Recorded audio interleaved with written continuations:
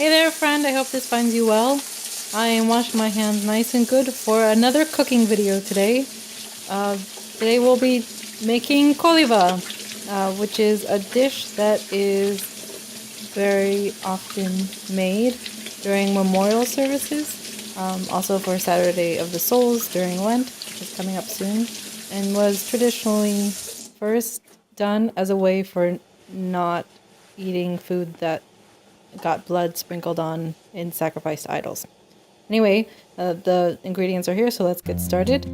You'll need some kind of grain, usually wheat, parsley, some nuts, some spices like cinnamon and nutmeg, powdered sugar, raisins, and maybe some other ingredients like pomegranates, sesame seeds. Just like last time too, we are gonna light a candle, and you don't have to, but we want to be kind of mindful that this is in memory of someone who has passed away. So just, keeping a prayerful mindset as we start doing this.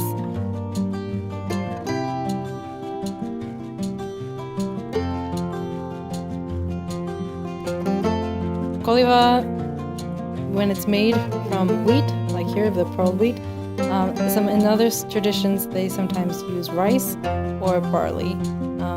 Those are the staple that you need to start any of this. So when you're using it, you want to look out for kind of like the duds or the weird looking ones. You can take those out and throw them away first.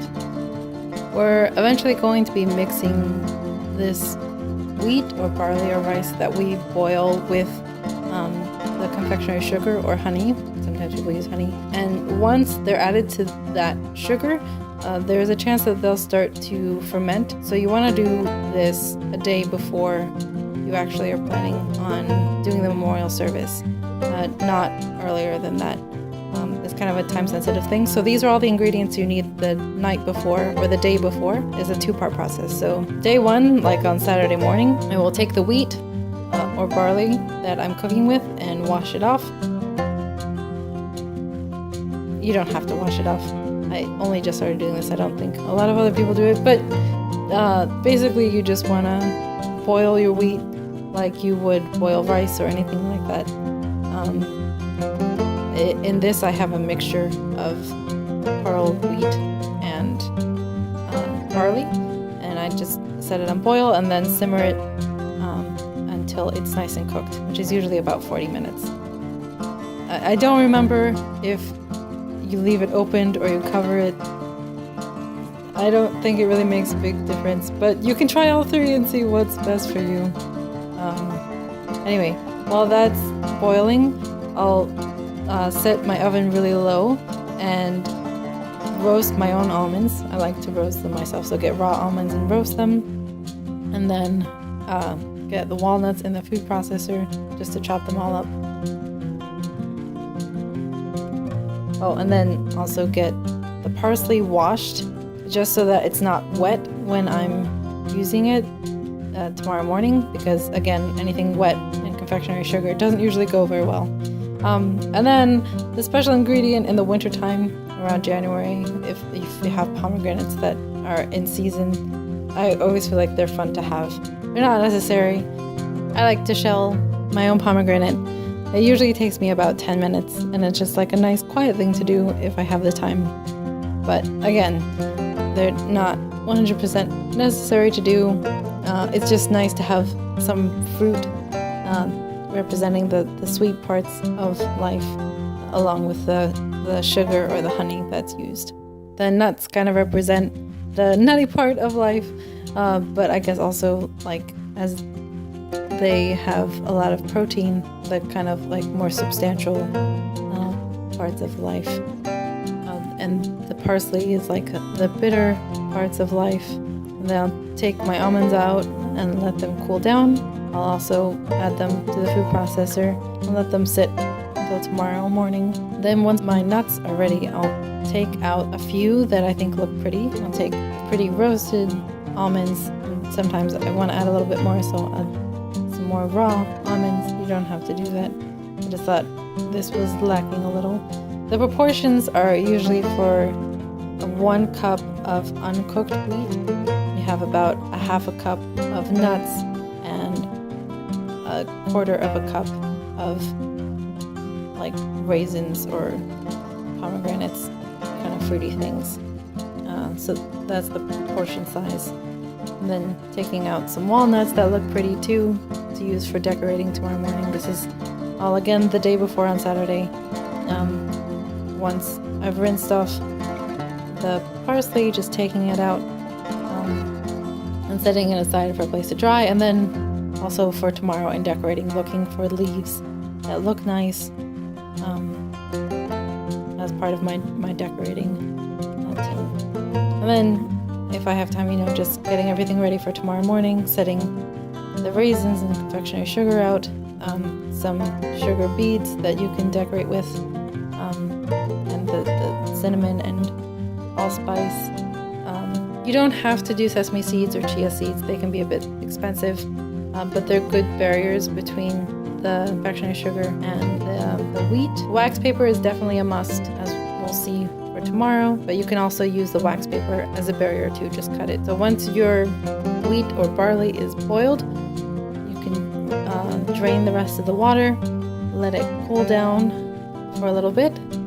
The wheat, as one of the staples in life, is also in reminiscence of John chapter 12 verse 24. Truly, truly, I say to you, except a grain of wheat falls into the ground and dies, it abides alone, but if it dies, it brings forth much fruit. Once the drained wheat has cooled down a little bit, I'll get a cooking sheet just so nothing underneath it gets wet, and then a towel that does not have little fuzzies on it. Yeah, a nice towel works well for this, and because I'm going to pour the wheat onto the towel. So anything that is not of a material that will stick onto the wheat too, because we're gonna have this sit for at least 8 hours. We'll spread it out evenly across the towel and cover it with the towel. This is to help the wheat dry a little bit, but we also cover it with the towel so it doesn't dry too much. It doesn't dry out completely, but it's not super moist either, so it's just to help with the texture. So at least 8 hours it has to sit like this. That's why you need to do it the day before at least, but not too much earlier, again, because of the possibility for people to get sick with fermenting wheat. So that's everything for day one. And then the next morning, before church or before the memorial service, I'll get a bowl and dump all the wheat that was sitting on the towel into the bowl, getting all the particles off. And this can take a little bit of time. Usually I'll bracket out an hour before church to do all the last prep stuff. Then I'll put the parsley in with the nuts and put everything in the food processor. My mom chops up the parsley separately and just does the nuts in the food processor, but I'm a bit lazy. Then I'll put a little bit of pomegranates and raisins, and then put some allspice and enough cinnamon to have a nice cover on top of everything. And then that's the main inside. I'll put that into the bowl, the final bowl that it's going to be in. And you want that barrier. You can use chia seeds and sesame seeds, but again, these are more expensive. You can also, what I do most of the time, is use the wax paper and cut the surface area of the circle that it's going into, and cut a hole for the candle. But whatever barrier you use, you can also use roasted flour and use that as your barrier. But after that, you're going to use the confectionery sugar. Some people just put a lot of confectionery sugar, and that's their barrier between the wheat and the sugar. But if you notice in the middle here, it's that I just covered up. It was the sugar was starting to melt away. So you don't want your sugar melting. You want a nice white canvas to work on. So you put the sugar on as evenly as possible, and then you want to use the wax paper to smooth it out so you have a nice smooth surface. And when you're getting towards the end, a spoon also kind of helps to do that too. So you smooth out to have a nice clean canvas, make it as clean looking as you can. And then once you're smooth and ready to go, you want to start first of all with a cross. So if you have Jordan almonds, white Jordan almonds is the best. I sometimes have trouble finding them, so we're just using regular almonds today. But kufeta, or German almonds, are usually what people use for their crosses in the middle. But here, again, just using regular almonds. So always a cross to start out with.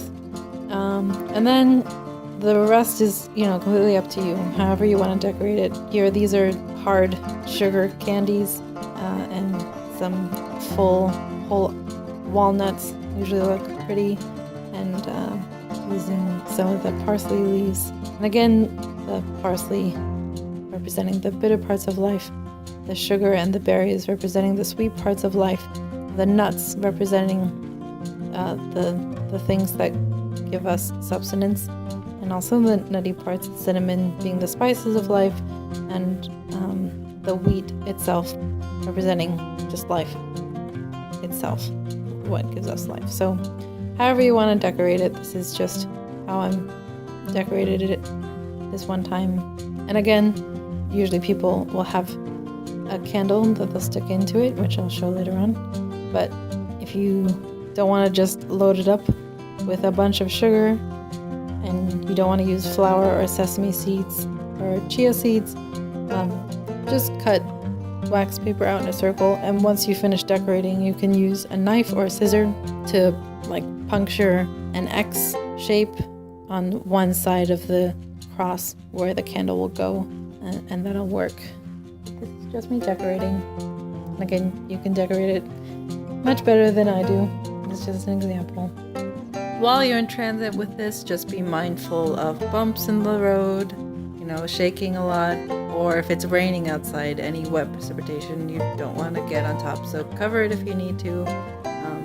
Just watch it while you're getting it from your home to church, and then feel free to stick a candle in it before church starts. The memorial service will usually be at the end of liturgy, unless you have a special service or funeral separate. It's also sometimes called the Trisagion, because if it's not after liturgy, it starts with the prayer, Holy God, Holy Mighty, Holy Immortal, have mercy on us. The common prayer that's used in this service is, "With the saints, O Christ, give rest to the souls of your servants, where there is no pain, nor sorrow, nor suffering, but life everlasting," or some translation thereof. And then we'll usually sing Memory Eternal. And that Memory Eternal is not just to remember that person, but we're asking that they be remembered in the sight of God. That's what the eternal memory is for. Not that we remember them, though we want to as people, but the prayer is that Christ remembers them, because as Christ remembers them, then they go on to have eternal life. Because it's not just a cerebral remembrance, but physical remembrance. So when the service is finally over, the family member is usually the one who's responsible to take the Kollyva downstairs, and I mix it up right away. This is the time too, putting it in this big bowl that I bring with me on the side. If I'm using wax paper, I make sure to pull the wax paper out and throw that in the trash. Mix it up really well, and then growing up, we put them in plastic bags. In some other congregations, they put them in small little Dixie cups. But I feel like as the family member, it's part of making the Kollyva process is also being the one to help serve it, mixing it, taking it downstairs, putting it in bags, and then providing the plastic bags, Dixie cups, or plastic spoons if they're not already provided. So everyone in the congregation can have some. This is not necessarily a gluten-free, nut-free, safe recipe. You could adapt it if you wanted it to using rice and not using nuts, but I just like it that, I will always make Kollyva this way. But again, because it's the wheat and sugar mixture, it will start to ferment. So if you have leftovers, make sure you put them in the refrigerator for later, and they'll only really last about halfway through the week, like max 3 days. But they are blessed after the service, so if you do have to throw them out, just put them in a place where people don't walk, in your garden or something like that. Don't throw them in the trash. And that's it for Kollyva. I'm Anastasia, it's been nice to see you, and memory eternal to all your loved ones as well.